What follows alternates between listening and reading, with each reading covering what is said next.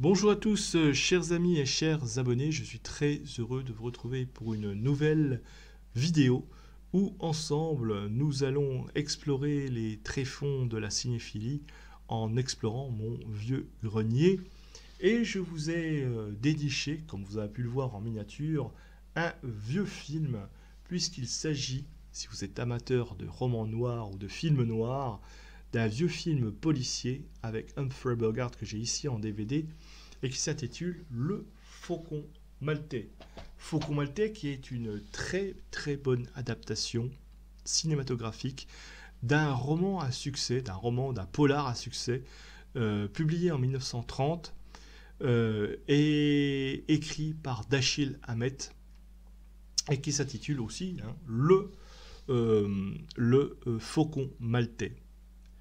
Dont l'histoire tourne autour d'un objet mystérieux, c'est-à-dire une statuette en forme de faucon, et qui semble détenir une valeur inestimable aux yeux de nombreux individus. Et on a Sam Spade, un détective privé, cynique, pragmatique, qui se retrouve malgré lui au cœur de cette intrigue complexe lorsqu'il est chargé de retrouver cette statuette. Au fil de l'enquête, Spade va se retrouver confronté à une série de personnages louches, dangereux, chacun avec ses propres motivations. Vous avez une femme fatale, vous avez un riche industriel, vous avez un contrebandier, bien d'autres encore, et voilà, avec son lot de trahisons, de meurtres, de rebondissements qui vont s'enchaîner comme ça, plongeant le lecteur dans un univers sombre et corrompu. Pourquoi je vous en parle? Parce que un petit peu l'intrigue du film reprend un peu les bases de ce roman, les bases de l'histoire, avec quelques différences, euh, et le tout incarné quand même, non seulement par Humphrey Bogart, dans le rôle du détective Sam Spade, dont c'était la première apparition dans un film, mais aussi nous avons, pour lui donner la réplique, nous avons Mary Astor, nous avons Peter Lorre, nous avons Sidney Greenstreet, Lee Patrick, nous avons Elisha Cook Jr., nous avons Gladys George, nous avons Ward Bond, nous avons Barton McLean, etc., etc. Le film est donc sorti en 1941. Chez nous, en France, il est sorti le 31 juillet 1946. Je vous laisse deviner pourquoi, pour des raisons évidentes, etc. Il a gagné, je crois, l'Oscar du meilleur scénario adapté, effectivement, puisque il reprend pour mot l'histoire, comme je vous ai raconté, du roman de Dashiell Hammett, avec quelques différences dont nous allons voir. Alors, le Faucon Maltais, à la base, c'est bien plus qu'une simple histoire de chasse au trésor. C'est d'abord une exploration de la nature humaine, de la corruption, de la violence, et le tout comme ça enveloppé dans une intrigue assez captivante, il faut dire. Et si vous êtes amateur de romans noirs, ce livre est vraiment un incontournable. Et le film de John Huston est considéré à ce jour comme l'une des meilleures adaptations du roman de Dashiell Hammett. Mais avec quelques différences notables, bien sûr, entre les deux œuvres. Euh, Là où, par exemple, le roman offre une exploration plus approfondie de la psychologie des personnages, notamment du personnage de Sam Spade, euh, dans le film, on y découvre quand même des nuances de sa personnalité et de ses motivations qui sont moins développées à l'écran. Le roman aussi prend son temps pour développer l'intrigue, pour développer les personnages, ce qui offre une lecture beaucoup plus lente et plus méditative, alors que le film, lui, va adopter un rythme plus rapide et plus dynamique pour maintenir l'attention du spectateur. Certaines sous-intrigues aussi, certains personnages qui sont plus développés dans le roman que dans le film. Par exemple, et c'est vrai que c'est un petit peu dommage qu'on ne l'ait pas eu aussi dans le film, c'est que la relation entre Sam Spade et sa secrétaire, par exemple, Effie Perrine, qui est beaucoup plus approfondie dans le livre que dans le roman, ça va se limiter à 2-3 dialogues, pas plus. Euh, alors, où ça se rejoint, c'est que les deux œuvres parviennent quand même à créer une atmosphère sombre et réaliste. Mais même si le roman va offrir, et c'est normal, une description beaucoup plus détaillée des lieux et des personnages, ce qui permet quand même au lecteur de s'immerger plus profondément dans l'univers de ce roman noir. En résumé, on peut dire que le film Le Faucon Maltais est une adaptation, et reste une adaptation fidèle, réussie, du roman de Dashiell Hammett, mais il simplifie certains aspects de l'histoire pour des raisons de format et de rythme, alors que le roman, lui, vous offrira quand même une expérience de lecture plus riche et plus complexe. Mais parlons du film. Le film se concentre davantage sur l'intrigue principale de la chasse. Enfin, au départ, ça commence, je crois que ça commence par une retrouvaille. Hein, je veux dire, voilà, on a Sam Spade et son associé Miles Archer, qui sont tous les deux détectives privés, qui sont engagés par une femme, Brigid O'Shaughnessy, pour suivre Thursby, un homme voilà, qui a fui avec sa sœur. Et au cours de la filature, on a Miles qui est assassiné, la police va suspecter Spade, lui apprendre que Thursby a été tué à son tour, etc., etc. Ça va s'enchaîner et ça va rejoindre justement l'intrigue principale du Faucon Maltais. Mais voilà, c'est... Ce qu'on peut trouver aussi, c'est que les personnages sont beaucoup plus stéréotypés dans le film. Souvent représentés comme ça, un peu comme des archétypes, en accentuant leurs traits, par exemple les plus marquants. Sam Spade, je vous ai dit, est beaucoup plus cynique, plus dur à cuire, mais je crois que c'est lié aussi un petit peu à la personnalité de Humphrey Bogart, qui va aussi toujours incarner ce genre de personnage à l'écran. Il n'y a pas beaucoup, c'est vrai que sa personnalité est beaucoup moins nuancée que dans le roman. Les dialogues aussi, hein, qui sont beaucoup plus concis, plus percutants dans le film, avec des répliques qui sont devenues des grands classiques du cinéma noir. Et le film adopte un rythme plus rapide que le roman, avec des scènes d'action qui sont beaucoup plus fréquentes et des transitions plus abruptes entre les différentes séquences. Et une fin qui est légèrement un peu plus optimiste. Alors pourquoi ces différences, me dites-vous? Eh bien, ça s'explique par plusieurs raisons. D'abord, les contraintes liées au format cinématographique. Hein. Vous savez qu'un film, quel qu'il soit, a une durée limitée, et on est au cinéma, on n'est pas en littérature, on doit capter l'attention du spectateur rapidement, et il est donc nécessaire de simplifier l'intrigue et de renforcer les éléments les plus spectaculaires. Enfin, un film noir a ses propres codes, qu'ils soient esthétiques ou narratifs, et qui influencent comme ça la réalisation de l'adaptation.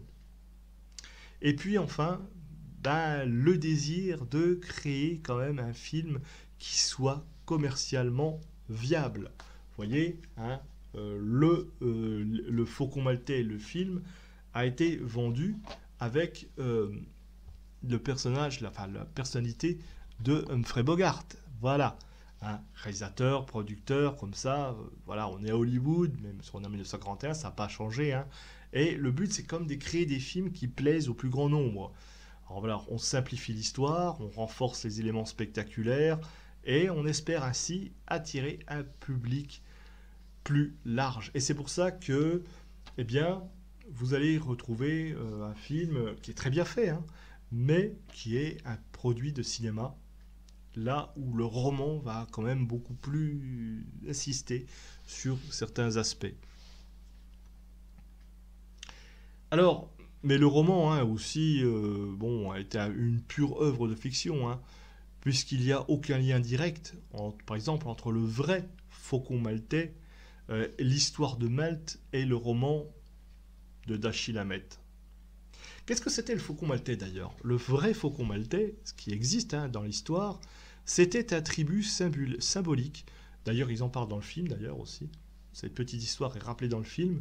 C'est un tribut symbolique que l'ordre de Saint-Jean de Jérusalem, on appelait aussi les hospitaliers, devait verser au roi d'Espagne après avoir obtenu l'archipel de Malte. Et ce tribut n'était pas un objet en particulier, mais plutôt un geste de reconnaissance.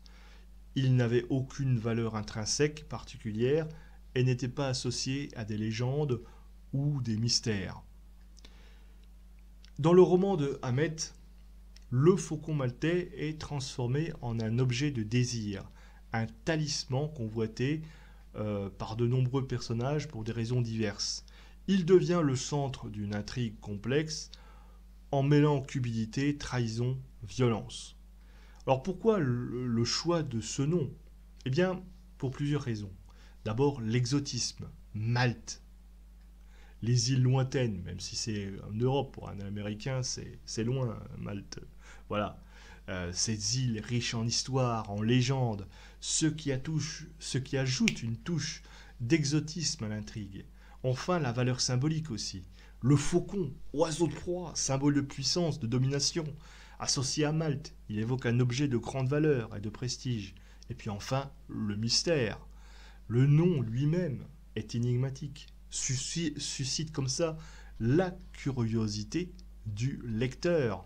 Et c'est pour ça que le film va en même temps aussi paraître, puisque comme ça, un peu sur le même genre, le Faucon Maltais en film va rejoindre le succès du livre. En conclusion, le Faucon Maltais de Dashiell Hammett est bien sûr une pure invention littéraire. Aucun lien avec l'histoire réelle de l'île de Malte ou de l'ordre de Saint-Jean de Jérusalem. C'est un exemple parfait de la façon dont les auteurs peuvent utiliser des éléments historiques ou géographiques pour créer des histoires fictives et fascinantes que l'on retrouve dans la littérature, mais aussi que l'on retrouve dans le cinéma. Le film, d'ailleurs, a eu une influence considérable sur le cinéma, en particulier sur le genre du polar noir. Et laissez-moi un petit peu vous conter comment il a marqué l'histoire du 7e art. Déjà par la naissance d'un archétype. Voilà. C'est Sam Spade, le détective privé qu'incarne ici Humphrey Bogart dans cette adaptation, est devenu un peu l'archétype du détective, comme ça, dur à cuire, cynique, solitaire. Alors voilà, personnage qui a inspiré nos nombreux héros de films noirs par la suite. Et puis le film de John Huston a contribué aussi à définir l'esthétique du film noir, avec ses jeux d'ombre et de lumière, son atmosphère sombre, un peu glauque, ses décors urbains, ses dégradés, sa photographie au contraste assez marqué. Et puis, enfin, l'intrigue, comme je vous ai dit, calquée sur le roman de Dashiell Hammett, offre les mêmes rebondissements, les mêmes personnages duplicitaires, son ambiance de corruption, et va devenir comme ça un modèle pour des nombreux films du même genre. Et les dialogues du film, bien sûr, parfois cyniques, parfois ironiques. Alors, regardez le film un peu en VO, parce que comme ça, vous aurez un petit peu la langue aussi. Et ont marqué les esprits et sont devenus des références. Le Faucon Maltais a bien sûr influencé quand même tous les réalisateurs des années 50 aussi. Billy Wilder, par exemple, Raymond Chandler, Fritz Lang aussi. Qui ont repris comme ça les codes du film noir dans leurs propres œuvres. Les éléments, des éléments spécifiques que l'on retrouve à la base dans ce film et qu'on va retrouver, qui ont marqué le cinéma, le personnage de la femme fatale, Brigid O'Shaughnessy, incarnée par la très belle Maria Astor, l'archétype de la femme fatale, séduisante, manipulatrice.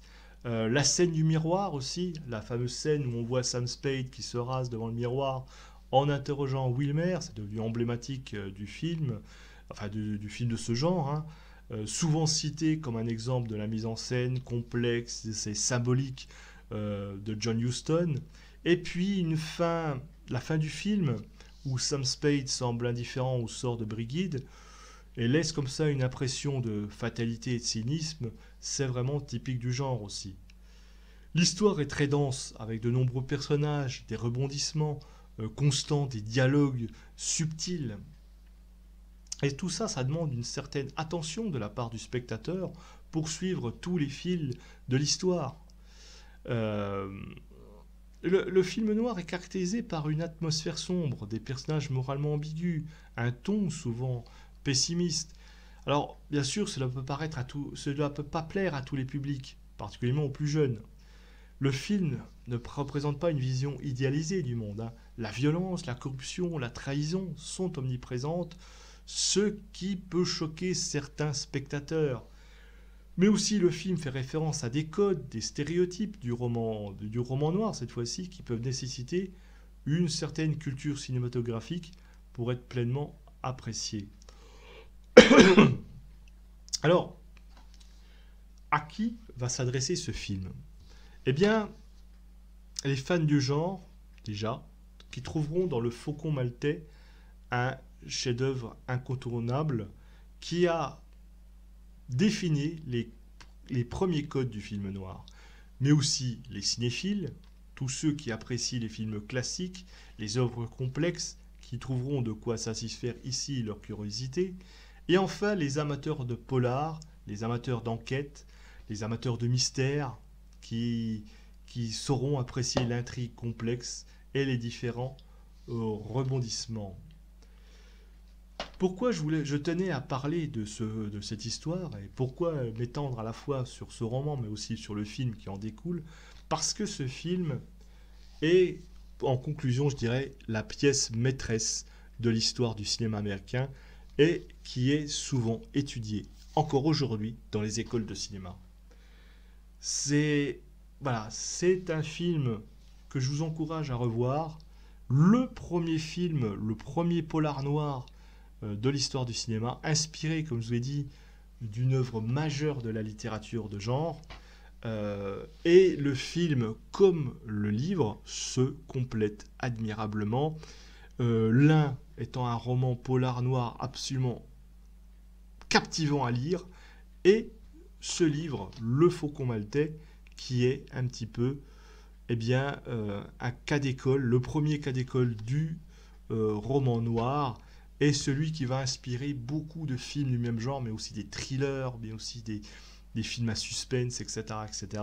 C'est un incontournable. Le Faucon Maltais de John Huston, inspiré du roman du même nom de Dashiell Hammett. Très grand film à avoir dans ces vidéothèques, ne serait-ce aussi pour Humphrey Bogart, hein, c'est son premier film quand même, son premier grand film, premier grand rôle, avant qu'il soit associé à Lauren Bacall, etc., etc.